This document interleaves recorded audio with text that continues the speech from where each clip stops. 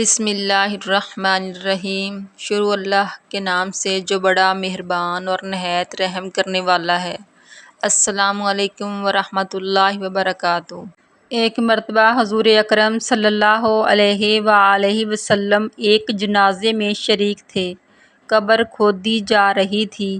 آپ قبر کے کنارے بیٹھ گئے۔ قبر کی کھدائی کا منظر دیکھ کر آپ صلی اللہ علیہ وآلہ وسلم پر اس قدر رقت طاری ہو گئی کہ آنسوؤں سے زمین نم ہو گئی۔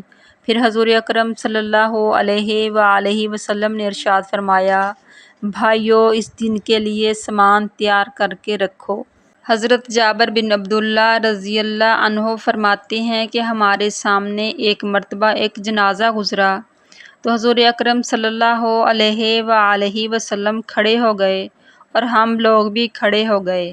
پھر ہم نے عرض کیا، یا رسول اللہ صلی اللہ علیہ وسلم، یہ تو ایک یہودی کا جنازہ تھا۔ آپ صلی اللہ علیہ وآلہ وسلم نے فرمایا، جب جنازہ دیکھو تو کھڑے ہو جایا کرو، خواہ مسلمان کا ہو یا کافر کا۔ ایک مرتبہ حضور اکرم صلی اللہ علیہ وآلہ وسلم نے لوگوں سے پوچھا کہ جانتی ہو فقیر کسے کہتے ہیں؟ لوگوں نے عرض کیا، جس کے پاس مال نہ ہو۔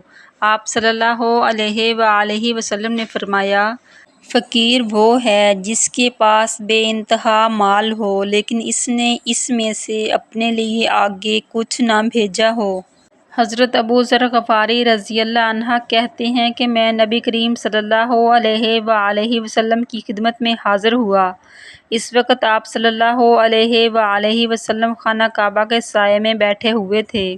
جب آپ صلی اللہ علیہ وآلہ وسلم کی نظر مجھ پر پڑی تو فرمایا، وہ لوگ تباہ و برباد ہو گئے۔ میں نے پوچھا، میرے ماں باپ آپ صلی اللہ علیہ وآلہ وسلم پر قربان، کون لوگ تباہ و برباد ہو گئے؟